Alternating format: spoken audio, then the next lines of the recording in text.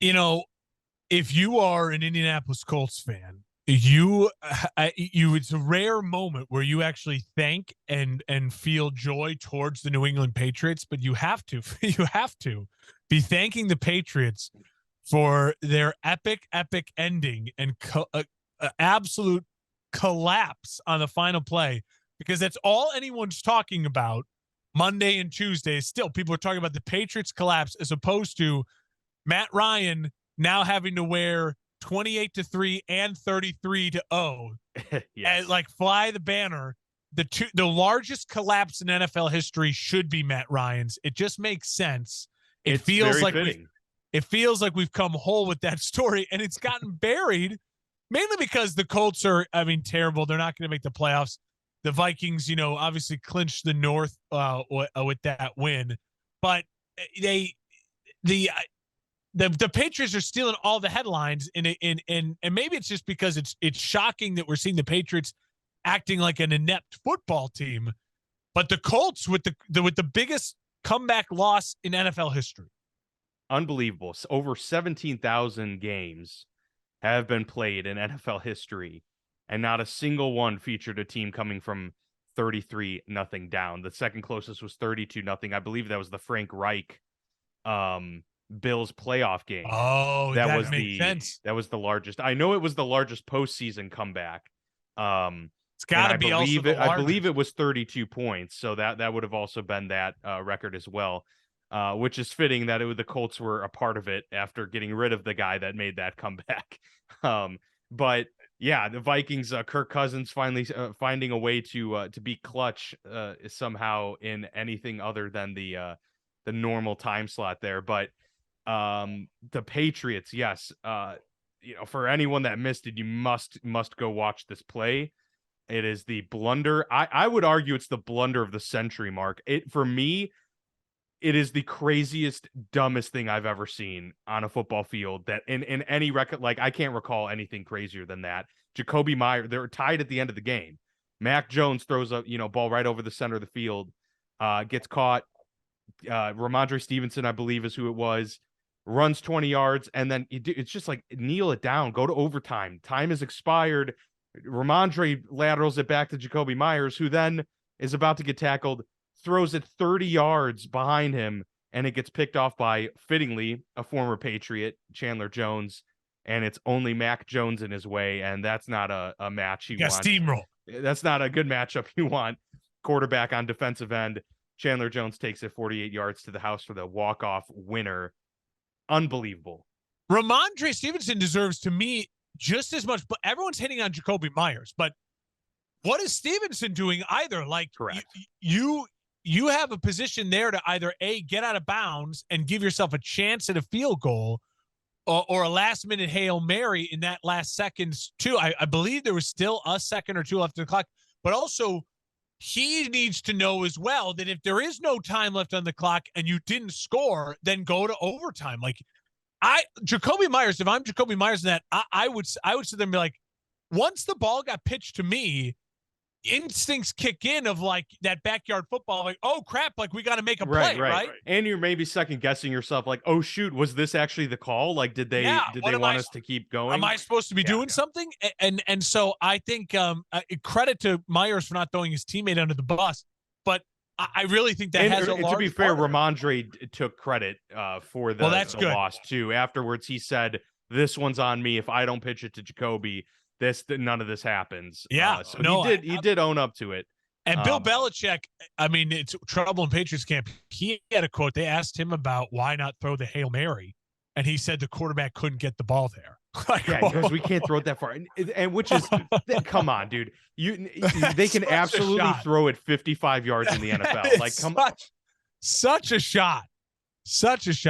I think Bill was just so pissed at the situation that he was not going to give an inch to anyone asking a question about what went down in that situation. Just unbelievable, really. Patriots falling apart. They're in a weird situation. The Raiders' weird, wild season continues. And then, like we said, it takes a ton of pressure off the Colts, because the Colts, it was so embarrassing. They're 33-0.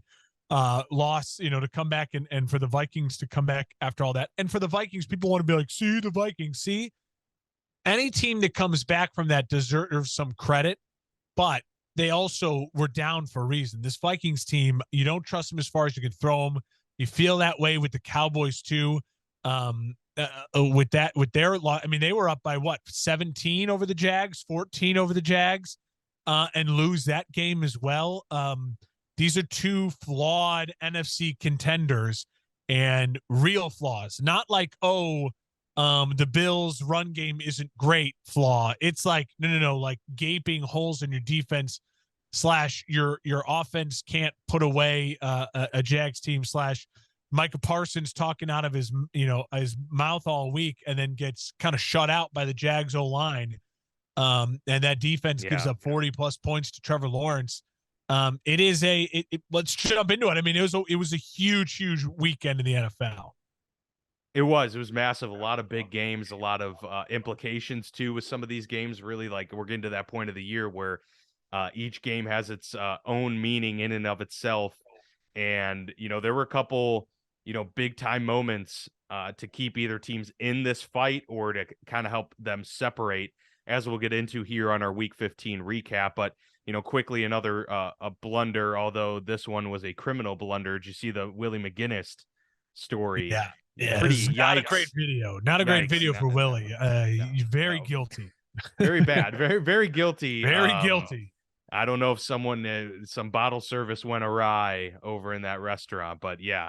That's one of those. You don't beat people with bottles in public. Maybe that's that's one of those moments where it's like, you got to watch the video to know what we're talking about. Basically, like, Willie and like his boys just like attack this dude who's sitting down or whatever, and that's one of those moments like.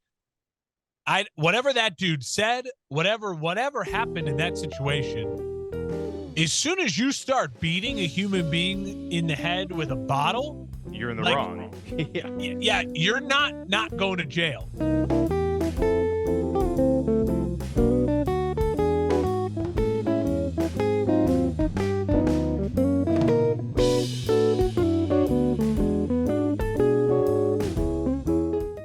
Like, I don't care if that guy said just like the meanest things in the world to you.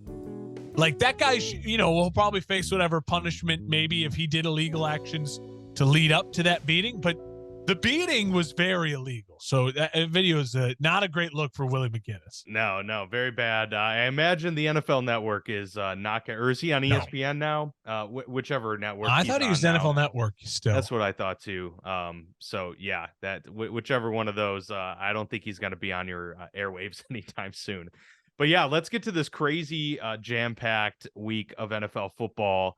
We'll start with Thursday night because that game, had some divisional the clincher shakeups in there, with the 49ers clinching the NFC West against the Seahawks, who were obviously surging, have really stumbled as of late. This was a big game for them. I really thought this was Seattle's opportunity to once again kind of elevate themselves into that conversation and put the pressure on. But the 49ers win. They're 10-4.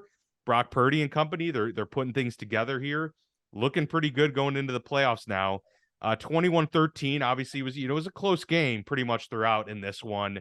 Wasn't the prettiest, but once again, it was Christian McCaffrey, Mark, doing, the bulk of the work. And then Brock Purdy relying on the weapons, primarily George Kittle in this one. Yeah. And look, I mean, they're the best team in yak probably in the NFL. I don't know the actual stats to back that up, to be honest. I didn't look it up. But in terms of the playmakers they have on the team, they definitely have the best players that get yak. And Christian McCaffrey, George Kittle certainly put that on display in this one. And that was the difference maker. That's going to be the way that they're going to win in the playoffs too. Yeah. Congrats to the Niners, clinching the NFC West. They get a home playoff game. They could go as far as the 2 seed, depending on how things kind of fall, with the Vikings, in the division and who wins out and all those things. I'll say this, the Niners 4 months ago, I predicted them to have an up and down season, and I predicted them to, for Trey Lance to basically have the kind of season that we're kind of getting from Justin Fields, right? Where it's like, whoa, flashes, but the consistency's not there overall. Obviously, this season has been so topsy-turvy for the Niners. My question just remains is what is the ceiling for the Niners? I firmly believe right now the Niners are the second best team in the NFC. And if Brock Purdy can play that type of game that he played on Thursday night for the Niners, they will absolutely, in my opinion, be in the NFC Championship game. Now, will they be? Well, if he can play that game consistently throughout the remainder of the season into the playoffs, they're an NFC Championship team. Now, can they elevate to a Super Bowl level? I don't know. It makes me I want to put a button on it. The Niners are going to be one of the most interesting off seasons to talk about. And a lot of it will happen to kind of how the end of the season kind of goes down and what kind of run Brock Purdy can go on with this team. But for the Seahawks, as of right now, I just want it out there. I am actively rooting against Seattle, the Giants, and the Commanders. None of them are as fun as the Lions or as good as the Lions right now. The Lions, I want it to be known, I am a pro Lions podcaster right now. The Lions need to get in the playoffs. So I'm anti Seattle, the Giants, and the Commanders. Get out of their way. Let the Lions in. Yeah, I'm on board with the Lions making the playoffs as well. It'd be the first time in like a decade, right? Because I think they went early. They made it in like 2011, I think, or 2012 with Matt Stafford, but they haven't won a game since like in the playoffs since like 91 or 92. Yeah, it's been a long wait for the Lions. They deserve it. I would be more so on board with them getting it. I agree than a lot of these other teams. They're just exciting to watch. Dan Campbell factor alive and well. I will say I am also rooting against pretty much the entire AFC because the Steelers still have about a 2% chance if they win out and get a lot of help. All right. So just any AFC team that's playing, I just want them to lose unless it's AFC on AFC. Noted. In which case, then I got to pick those matchups. We mentioned the Vikings-Colts game. The massive comeback with Kirk Cousins and company. Do you want to touch on anything about Minnesota here? The fact that they did clinch the North, and go to 11-3. It was inspiring football, something we haven't seen from the Vikings really this season in terms of how they were able to weather a storm like that. Well, it just goes to show you too. That's why the Vikings have this horrendous point differential. I mean, this is a flawed team, but offensively can be extremely elite. The problem is in the playoffs, they're not going to have a chance. If they get down like that, right, they're not going to be playing a bad team like the Colts, who makes bad decisions down the stretch, who played way too conservatively, and with a quarterback who is a literal statue. So, Vikings fans, you just got to we got to, again, be real about the Vikings. The Vikings could very well end up in an NFC Championship game, depending on how things fall apart. But will I trust the Vikings to be a actual Super Bowl contender? Absolutely not. Even if the Vikings find their way to a Super Bowl, Bills, Chiefs, Bengals, I would all take as heavy favorites over the Vikings in that game because the Vikings just have some massive flaws. They do. It's an issue that the defense is really bad, and you need to have a modicum of a defense to be able to get it. The Chiefs are kind of what the Chiefs were even a few years ago when they won the title. Their defense wasn't amazing, but they were so opportunistic. They created so many turnovers, so they were able to get the splash to offset maybe some of the big plays that they were giving up on that end. Vikings defense isn't really providing anything for you. I mean, they're not getting the turnovers. They're not getting even consistent back-to-back 3-and-outs. So yeah, that's going to be an issue for them. It's not to say that the Vikings window's closed. This Vikings team could be a real threat next year if they can get a pass rush and maybe another like a real starting elite shutdown corner. All of a sudden, this Vikings team next year could be a nightmare because they're built like a lot of the other good NFC teams, like a Niners, that where it's like, no, their offense is incredible and they built an incredible offense around a limited quarterback. But a limited quarterback who knows his limitations, which is huge if you have a limited quarterback. It's what Tua needs to develop into. It's what made Drew Brees a Hall of Famer. There was limitations to Drew Brees, but he was the best at knowing his limitations and exploiting what he was great at. It's just right now, I just don't trust him. And if the Vikings end up winning the Super Bowl, I will eat all the crow in the world. But that game is a great example of hey, congrats, you got to win. but it's also a great example of why I do not trust you at all come playoff time, even though you will be in the playoffs. Right, right. Absolutely. AFC North matchup between the Ravens and the Browns. Cleveland pulls out the win here, and the Oh, Ravens ugly. drop to 9-5. I Ugly. mean, this is a chance here for the Ravens to still put pressure on the Bengals there, because the Bengals certainly didn't lock up the North by any Yeah. means. And now the Ravens are putting themselves in a really disadvantaged position. Cleveland 13-3 win, really sloppy play. I mean, no one played well in this game really for Cleveland, but they're able to get the win. And on the flip side, they're just missing Lamar. The Ravens are. J.K. Dobbins has been back, and he's been playing well for Yeah, them. he's great. Hard to make. They're kind of the same Ravens of the past 3 years. It's really hard to get a good read on what they are as a team as a whole, because they've had injuries in and Yeah. out of the past few years. And I mean, you put up a dud like this, even Lamar out or not, you got to be able to put up more than 3 points. I mean, that's pretty bad. Well, it just goes to show you that what Lamar is working with. If I'm Lamar Jackson, I mean, I don't. You got to wait to see what they offer you this offseason, and maybe they'll franchise tag you. And that's not the worst thing in the world, because you get a massive chunk of money in your bank account. You get like 40, he's going to get like 40 million if they franchise him just dropped into your account. I mean, that's life-changing money. But it also goes to show you, like, the Ravens haven't committed to building a successful offense around Lamar in the sense of weapons. Like, they built the scheme. The scheme is Lamar's scheme, but with a backup quarterback who is able to run the scheme, and you have your running back, J.K. Dobbins, back, it just goes to show you the weapons. Without Andrews, there's nothing in the receiving core. And if I'm Lamar Jackson, there are a lot of quarterback needy teams out there right now, and Lamar Jackson in the market could be picked up by a ton of teams that have a lot more offensive weapons than he currently is stuck with in Baltimore right now. Baltimore, you not only have you got to commit to Lamar financially, you've got to actually get him some weapons, some guys to take some of this offensive burden off him. And they just have never been able to do that in Lamar's tenure. The receiving core is poo-poo, and they scored 3 points without Lamar. And they just go, I'm a Ravens fan, that's what I'm angry about this morning. And you're wasting, you're not paying Lamar anything right now, and you didn't maximize that window. And now you're going to have to pay him, and you should pay him. And now it's going to be even harder to get those other guys in there. Ravens, I still feel like should be a playoff team if they can get Lamar back, make a run here. And they're going to be a sneaky. You don't want to play them in the first round because it's Lamar Jackson and he's magic. Sure. But long-term success is not going to come to the Ravens until they get him the Tyreek Hill. They get him the ultimate weapons on the outside to take advantage of his skills. And I've said it before, Deshaun Watson needs that as well. The Browns, their biggest hurdle this offseason will be getting him the 1 or 2 burner weapons that he needs. Deshaun Watson is best when he can take the top off the defense and throw that deep ball.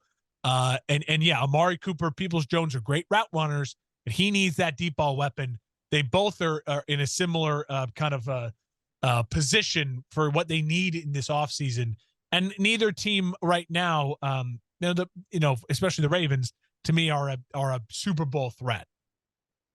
I'll tell you what, Lamar in a Jets jersey would look pretty good right about now. Think? I'll tell you that much. With those weapons?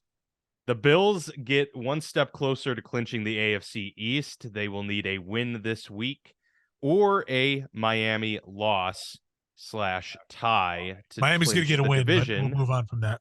Yeah, so Miami loses on the road there in Buffalo. It was the Josh Allen show once again, 4 touchdowns for him. And, it's not like this hasn't been talked about ad nauseum the past several days, but it's about the superstar quarterbacks being the superstar when the moment is against them. Yeah. In this case, terrible weather, rough conditions. It's Buffalo.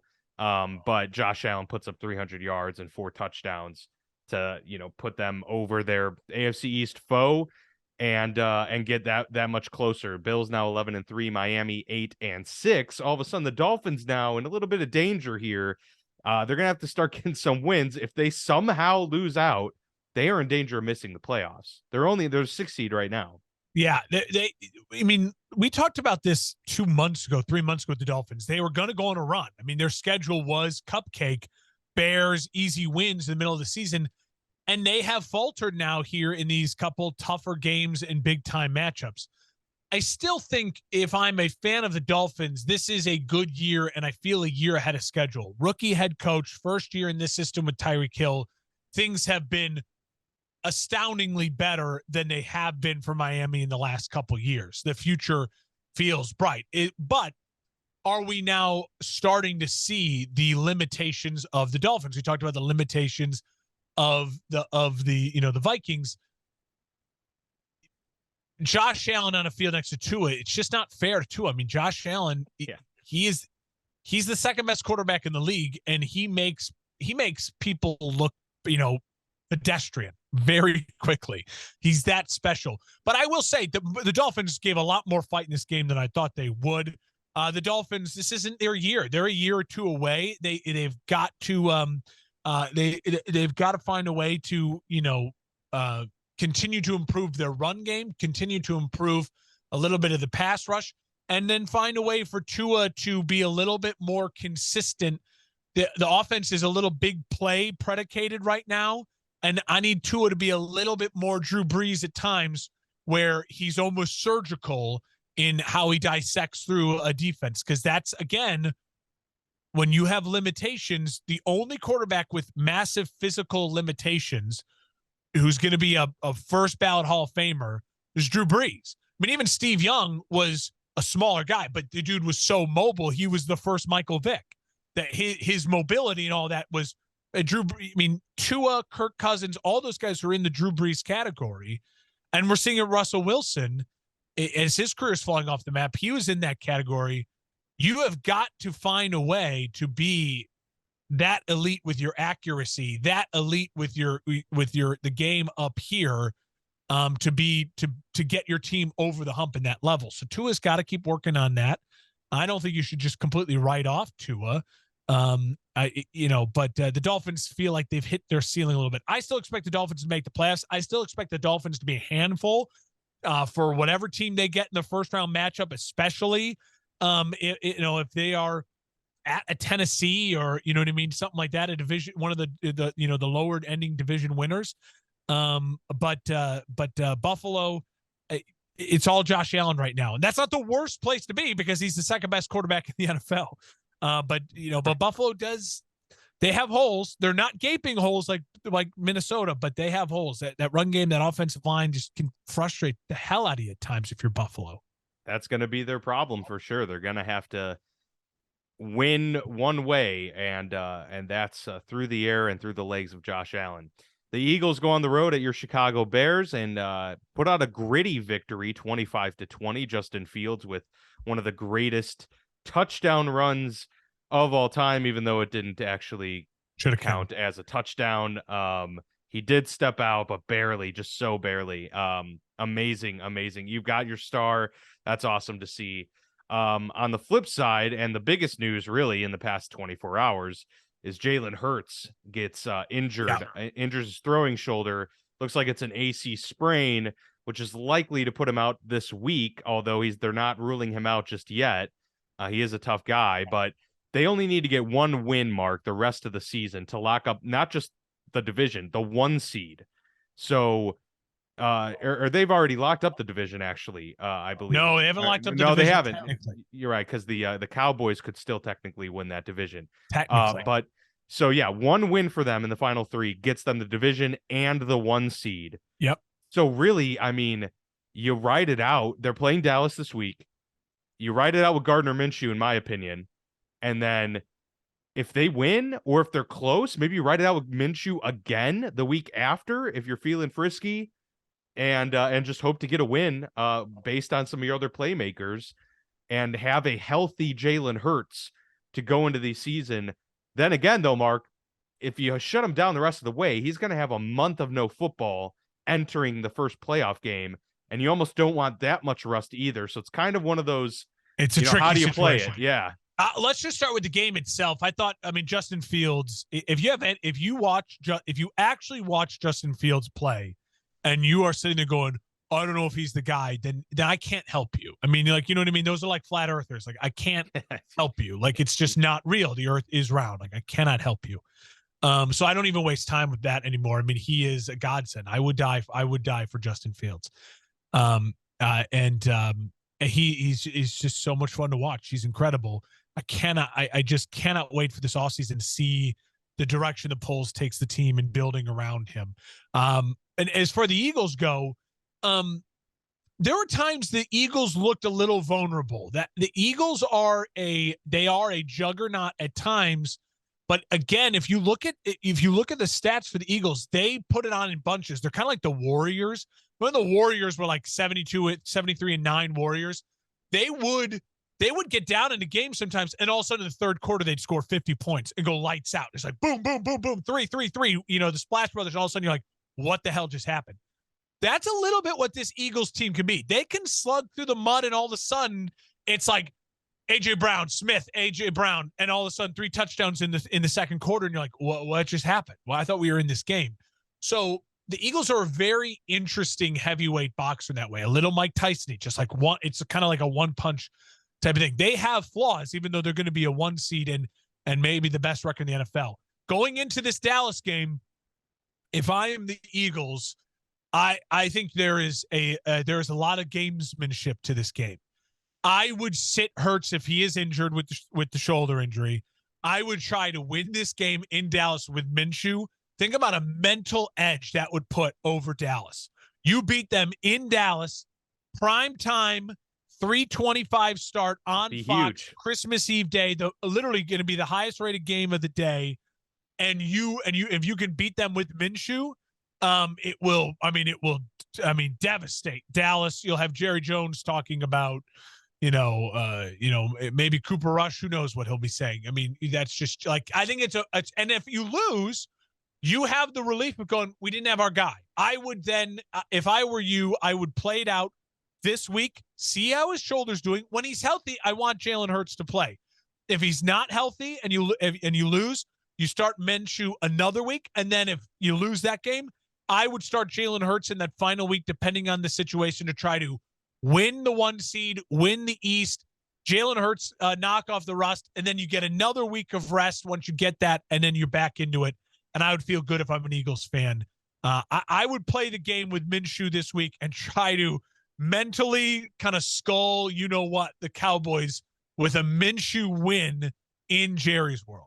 Look, they're going to play inspired football. We already know that. I mean, Minshew kind of brings that energy and swagger to a team, and he's pretty good. I mean, he's one of the better backups in the league. Absolutely. And he has proven that he can really, rise to the occasion in moments like this. And I actually think it's key for Minshew's first game of the year to be playing inside in a dome. Yeah. Like he doesn't have to worry about external factors impacting anything. He's got his full range of weapons. He's got Dallas Goedert potentially coming back this week. He was activated off of IR.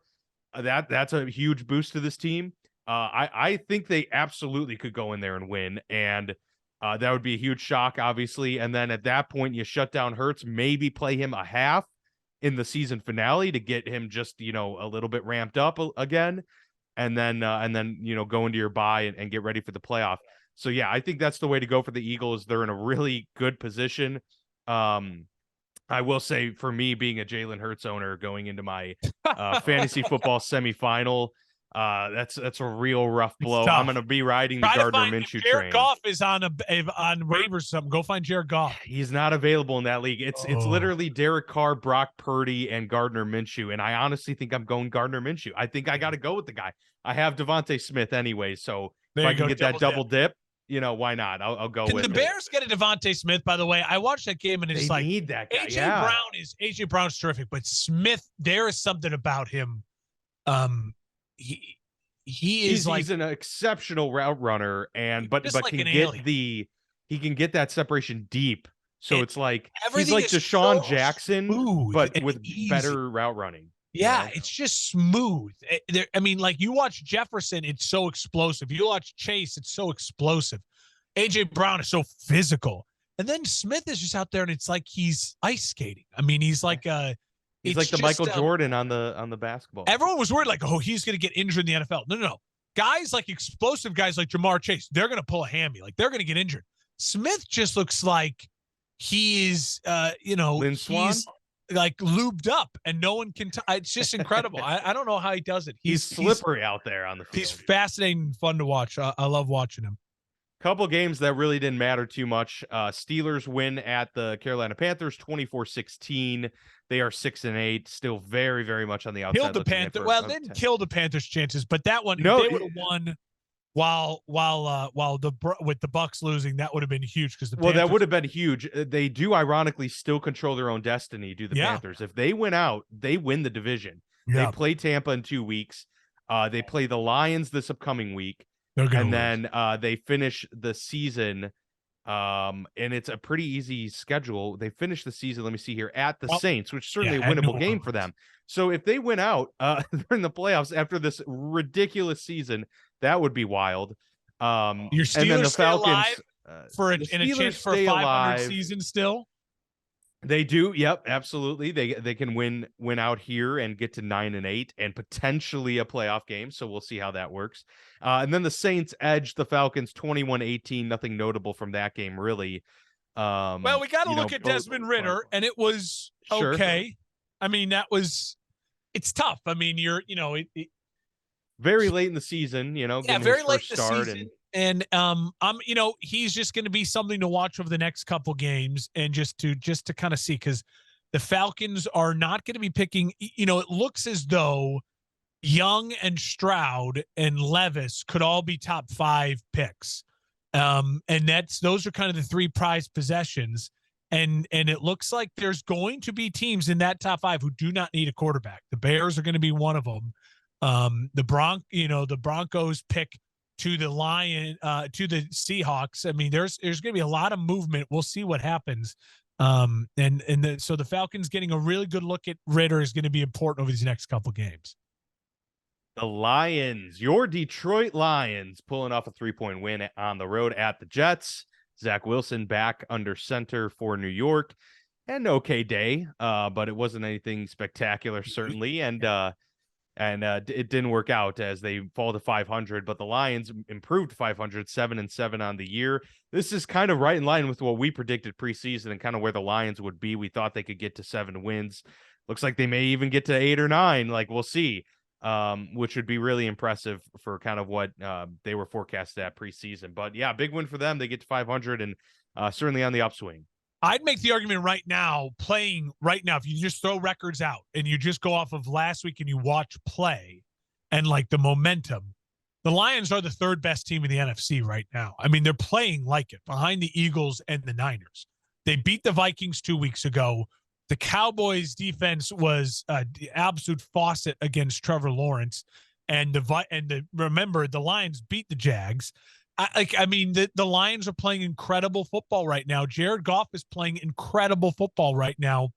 And Jared Goff playing really well answers so many questions for this Lions, questions that teams like Atlanta, New York, the Jets, the Giants, the Commanders, the Seahawks all have to answer. Like, all right, our teams are playing pretty good, but what's our quarterback? Jared Goff is answering a lot of that. And if Jared Goff can finish this season on a run with the Lions and they win out, they make the playoffs, he absolutely is your starting quarterback, and you continue to build a quality football team around him. Not like for Jared Goff, but just don't worry about the quarterback position yet, because he's playing right now like a top 12 quarterback. Like, he's playing better football than Derek Carr, than Dak Prescott, I'd argue Kirk Cousins right now. Like, he's in that category and playing better than some of the guys in that category.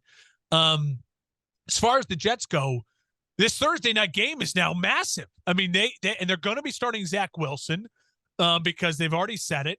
Mike White's out.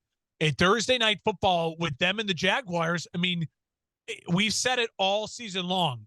7 losses is not the end of the world. As soon as you get that 8th loss, you've put yourself in a really tough spot. 10 wins in a 17-game season with the 7 teams making the playoffs should be enough, depending on how you do in your division, to get you into the playoffs. So as soon as you hit that 8-loss mark, that's when you don't control your destiny anymore. So for the Jets, it's a make or break Thursday night game. And for Zach Wilson, you're right. He wasn't the reason they lost, He certainly didn't help them win that game against the Lions. And he's got a chance on national TV on Thursday to try to win this job back, try to win some locker room back, try to save his career. And that'll be fascinating enough to watch against a guy in Trevor Lawrence who is all of a sudden looking like the guy we expected him to be a year and a half ago when he was drafted, who's playing lights out. Yeah, this is a make or break kind of situation. I agree. To see if he can rally the troops, so to speak, and get them back on track. It's going to be a tough task against the Jags this week, but we'll see if he can pull it out. Speaking of the Jags, they get that 40-34 overtime win, which is sealed by a Dak Prescott pick six, which was not Dak's fault, that play at all. It was a pretty good throw. And it just it got tipped and intercepted, and the rest is history there. But Trevor Lawrence played out of his mind, as you mentioned. This was we have seen plenty of times Trevor Lawrence has arrived in the last month or so. This was the definitive. It is set in stone at this point that he's the dude.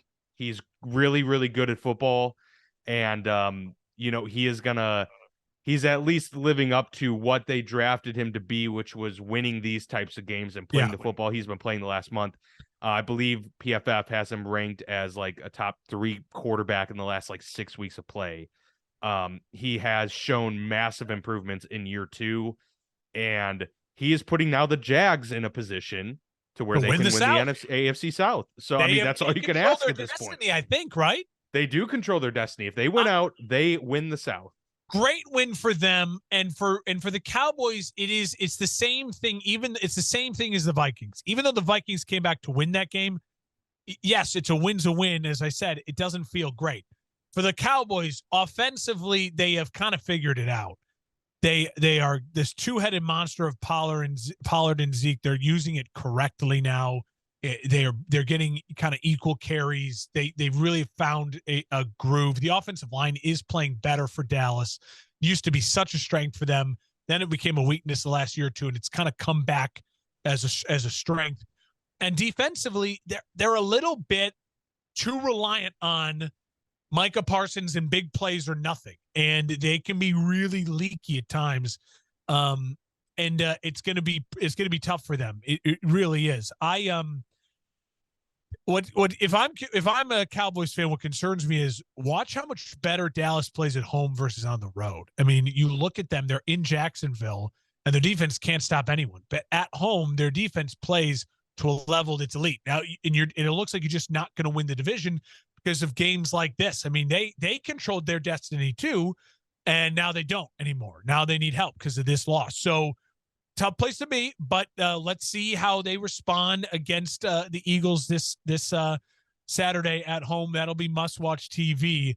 Dak, again, just doesn't instill a ton of confidence, especially when you watch him against Trevor Lawrence. I mean, there were times that game you're like, yeah, there's a reason why one of these guys was a 4th rounder and one of these guys was the number 1 overall pick. Trevor Lawrence is starting to get into that category. And maybe it's too because he is so physically large. And Josh Allen, Trevor Lawrence, Justin Herbert are all like 6'5", 6'6". And you just look at him sometimes, you're like, gee, if he can develop a little bit of touch, I don't know. I mean, it's like the sky is really the limit for him. And Doug Peterson, unless things go horribly south in the next year or two, just keep them together because it looks like they're kind of clicking and the vibes are good. Yeah, Doug Peterson could coach for the next 15 years in the league. He's still a fairly young guy. I absolutely think that they could be, that duo, that dynamic duo that brings the Jags to actual, relevance in the NFL, again, which is all that they've wanted for, since their inception. Really important to say that. Trevor Lawrence, the Jags are a franchise like the Lions, like the Browns, where you are not going to be. The Jags, even with Trevor Lawrence, is the best quarterback in the South. Let's just be honest. They're not a franchise like the Patriots or the Chiefs that's going to win 7 divisions in a row. It's just probably not going to happen, right? Yeah. And so don't don't overreact if you're not winning the division every year. Like if things are going well, like look at what Detroit did when they panicked with Jim Caldwell. Like they had a good thing going with Jim Caldwell and Matt Stafford and like things were gelling. And then what happened? You fired Jim Caldwell because it wasn't good enough, even though he won double-digit games. And then you lose Megatron because he's like, I'm done with this crappy organization. All these things, like, and you've been struggling to build back to relevancy because of that. Since that, it's a similar thing with the Browns and Kevin Stefanski. Like, hey, things are good. Like sometimes I just wish some of these franchises, and the NFL did this. I mean, if you saw this, it's me to talk about that. Did you see how the NFL had one of their officials put out a report to every team, and it basically had like Matt Rule on the cover of like, this is how much money you have NFL teams have spent over the last like 5 years with fired coaches, fired GMs, fired assistants, and over $400 million. Like, yes, you are billionaires, and this is, you look at it as, but like this is a bad precedent we're setting for the league. There's a lot of bad football, and this is probably a lot of it is why. Give these guys time. It's too much. And that is a great message. I'm trying to be patient with it as a Bears fan as well. Like, oh, you ran Nagy out of town. Well, it got clownish. It got bad. Like they weren't winning. Like it was getting really, really negative. They didn't even want to play Justin Fields. Like they were a joke. Like, unless it gets like that, give Doug Peterson time with this kid, because the signs, the arrows are pointing in a really, really good direction. Yeah, a lot of bright spots ahead, and maybe we'll see them in the postseason. They're certainly looking like they're headed that way. That'd be fun. That would certainly be fun. That'd be like right next to the Lions, like a really fun team to get there, and a scary one at that. I'd say the way Trevor's been playing, that's a pretty scary team to face. And their defense have been playing a lot better too. The Chiefs win barely against the Houston Texans. A weird game. Back-to-back weeks where they've really played some good teams tough, but Patrick Mahomes wills this team to victory 30-24. You know, we've been saying it over and over again. You know, this was an overtime winner here. Patrick Mahomes is so clearly the MVP of this league. You know, it's like a LeBron situation where they're just giving it to other guys because he's just the easiest one to give it to. But Patrick Mahomes is the guy in this league. It's just that obvious. He can do everything so well. Jerick McKinnon has been playing, you know, like his hair's on fire in the last couple of weeks. That was similar to their postseason last year, where he really got heavily involved. This team seems to start clicking at the right time in terms of their run game. Now, obviously, they put themselves in some touchy situations in this Houston game with getting down early. But once again, Patrick Mahomes, I believe they said, is 20-0 against teams below 500, which is the best record since the merger for any quarterback with more than 10 games of such significance. So he wins the games he's supposed to win. He always does. That's what it is, right? I mean, yeah, some of the tough games where it's like, man, it's kind of a toss-up. You're playing the Bills. You might lose that game, but if it's a game you're supposed to win, he finds a way to win it. And that's the takeaway for me, is like Patrick Mahomes is going to find a way to will his team. Yeah, he does. And there's going to be, again, there's going to be games. It's not a great look for the Chiefs. It doesn't instill a ton of confidence. But there's going to just be games where your defense is off, your run game is off, and that's the difference between the best quarterbacks in the league and guys like Baker Mayfield. Like you want, if you know you have the guy, if it's just like, oh, well, he'll take care of it and he got it done. It's a similar thing in the Bills game. The Bills were not great. The Dolphins were the better team for most of that game. Why did the Bills win? Well, Josh Allen is a freak. I mean, you know what I mean? In a lot of ways, we just kind of talked about with Trevor Lawrence. This game was wild, wacky. The Cowboys did not play their best game. And the better quarterback in the end had the better game and willed his team to victory. Like, it's just, that's what Patrick Mahomes does. And he is my MVP because, again, I look back and I just get, you know, I don't know why we got it so right with Peyton Manning and so wrong with other people. Like, we were consistent, like, oh, Peyton Manning's he's incredible given the quarter, you know, like he's the MVP. And maybe it was always easier because Brady's teams were just better and you could just tell they were better and better coached. And Manning, it always felt like if they didn't have Manning, they had no one. But Mahomes is really he's just different. And I think there was a stat, he had like a NFL record in this game of like the 20 completions in a row, and he's like the first quarterback 20 in a row. Yep. First quarterback to throw that many yards with that passer rating. Like, I mean, he is he's that dude. And again, I just can't wait for another AFC playoffs with him, Burrow, and Allen. Like, we are so blessed in that way. He was 36 of 41 in this game. That's unheard of. That's unheard of. He had threw 5 incompletions. In his top 3 targets, he didn't miss a single throw. I mean, it's the guy's unbelievable. Yeah, what he's able to do. We got about 6 games to get to. We'll rifle through a couple of these ones that were inconsequential. The Broncos 24-15 win over the Cardinals. They're starting to play better. It's a little bit too late for that in Denver. Russell Wilson still does not have as many touchdown throws as he does bathrooms in his house. No. But they are right there at it. I believe he's one shy, so maybe he'll get there. We'll see. Yeah, ugly game, kind of inconsequential in a lot of ways, especially for the Broncos, because they don't even have their first round pick. Yeah, exactly. And I should say, Brett Rippon played the whole game, so I guess that stat about Russell Wilson's touchdown to bathrooms was just from the last week. I forgot that he didn't play snap. And I'll say this: it was a decent look for Nathaniel Hackett. Like, I mean, he called a pretty good game. Yeah, it was a decent. Like, I mean, you beat Cliff Kingsbury, and I mean, everyone's calling for your head. It was a decent look for him. I don't know if it's too little, too late, or what it means, but I mean, if they win out and get to 7 wins, all of a sudden you make it a little bit tougher of a case to see a guy rebound from such catastrophic start, for sure. The Raiders win on that walk-off winner against the Patriots, 30-24. The only takeaway here is obviously like the Patriots are really putting themselves in a really tough position. Meanwhile, the Raiders are pulling themselves up from the abyss that they were in several weeks ago. Still unlikely either team gets into the playoff, but the Patriots still have a better shot. The Raiders, though, right there. It's 7-7 now, correct? That is correct. Yeah, so they still, again, Raiders at 6-8. Until you get that 8th loss, the window is still available. But they have a brutal schedule down the stretch, I think, the Patriots.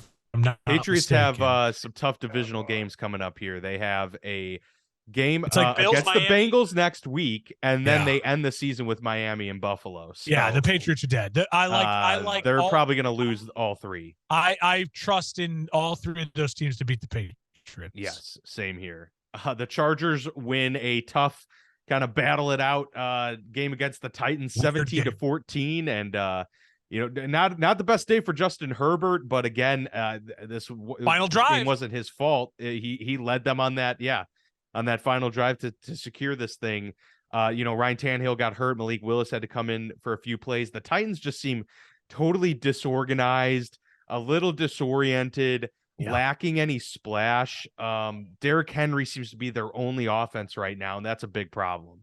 Titans need a spark. I don't know what it is. The Titans are a team that they need like an AJ Brown or something like that. They fired their general they fired their general manager. I honestly, I'm one of those people that the Titans are going to be a fascinating offseason team, because if they rip it apart and just kind of go from the ground up and trust in Vrabel, I wouldn't be shocked.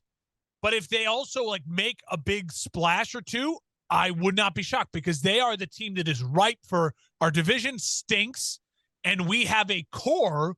We just need 2 or 3 pieces. One on, another elite edge rusher, and they are ripe for like that team, like the Bucks, the Rams, the Broncos. They are the right team for, we need a star quarterback. Like, and so who could that be, and what could they pull off?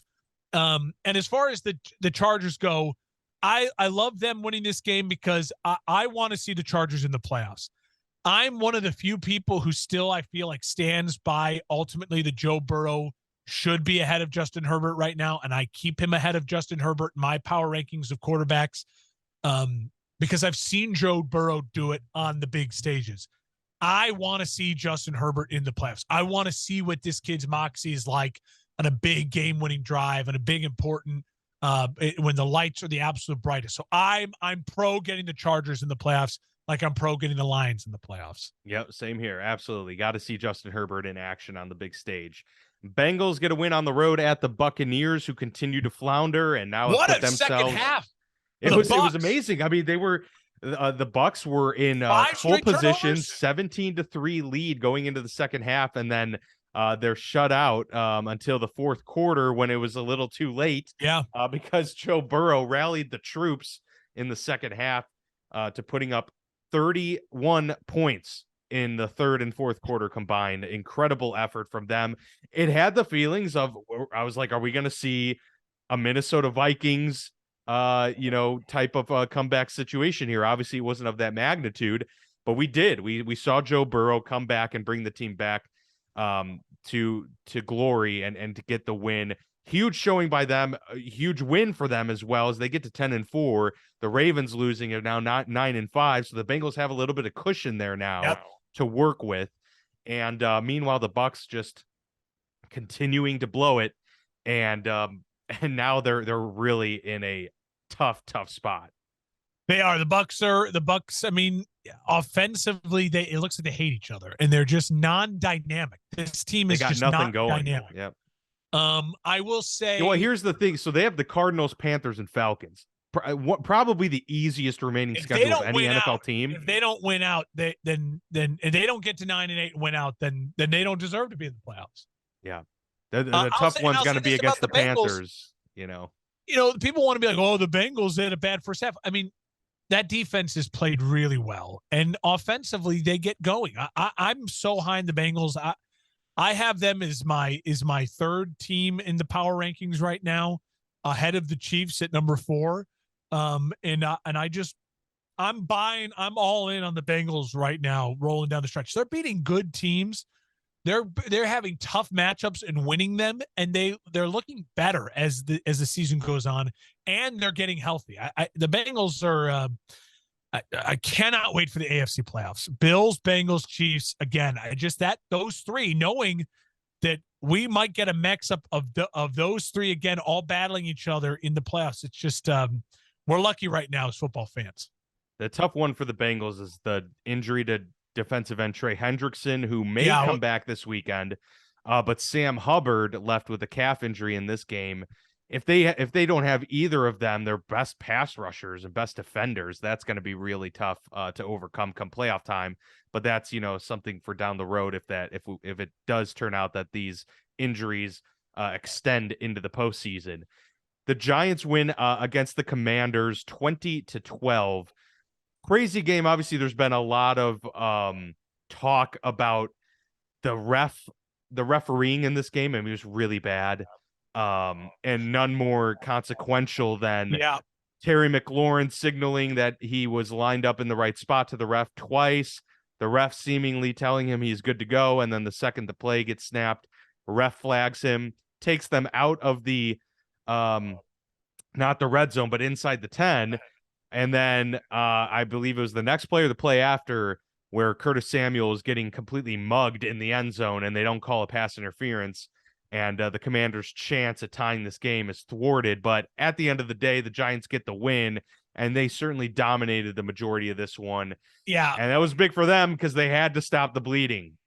The Giants played a better football game. I think in my heart of hearts, the Commanders are a better team, but the Giants were better prepared and played a better football game. And it's embarrassing for the Commanders because they played the Giants in a tie, had a bye week, and then played the Giants. And it's like you came out and gave that type of effort. They want to complain about the refs, and I agree. It wasn't great. It was not a great showing from the refs. But there was a reason you were down to that point. I mean, you couldn't figure out Kayvon Thibodeau, who exploded onto the scene. He looked incredible, and good for the Giants because that guy was a potential number 1 overall pick. They got him still in the top 10. I can't believe that's Tom Thibodeau's son. That's crazy. They don't look anything alike, Yeah, good genes, and so he. I mean, really, if he can play to that level and he can start becoming that type of a player, the Giants they really nailed it with that draft pick. But again, both these teams, I don't want to see them in the playoffs. Both these teams are an easy win They're meh. for whoever they're playing, unless they're playing, whoever wins the NFC South. I mean, it is a shame right now, in my opinion, the NFC, that you're going to have an NFC South team, maybe, and then two of either the Commanders, Giants, or Seahawks above the Lions. We got to get the Lions in. They are better than all four of those teams. They're better than whoever wins the South.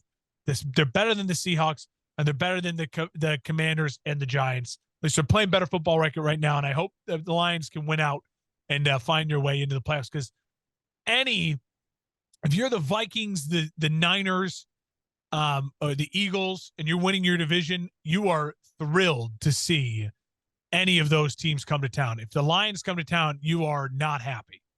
Right. Yeah. You're going to fear that team a little bit. That's for sure.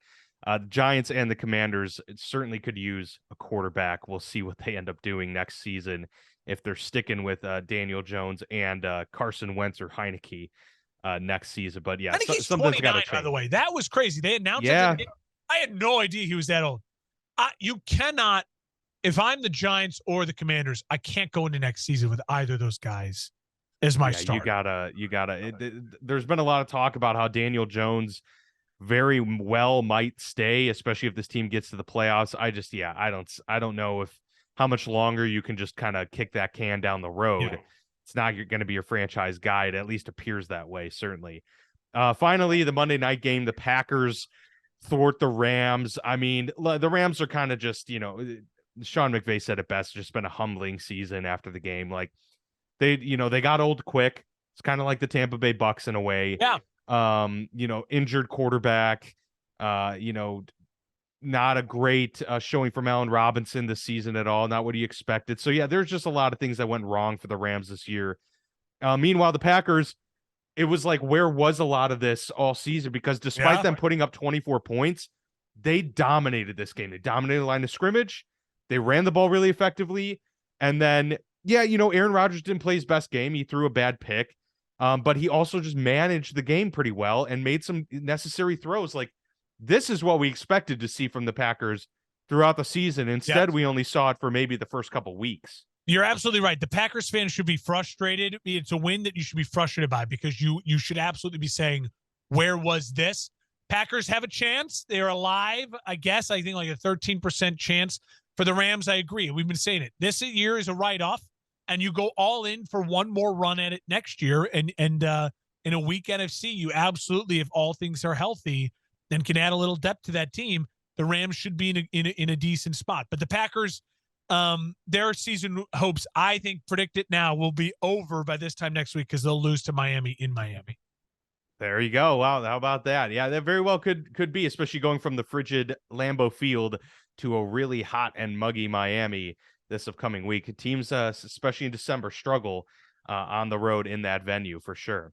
So we've got Thursday Night Football coming up to kick things off for Week 16, the Jaguars at the Jets. So that'll be the first game here. And then obviously we've got a bunch of Christmas Eve games and games on Christmas Day. So certainly hope everyone has a great holiday. Happy you enjoyed this Week 15 recap. We will be taking the week off next week unless we're able to find an episode later. I will be on the road. But maybe we'll be able to eke one out middle of the week. But if not, then we'll see y'all back here for the new year and get to talk about the crazy final 2 weeks of the NFL season. But until then, have a great holiday, and we wish you a Merry Christmas from the Football Lounge with Mark and Dave.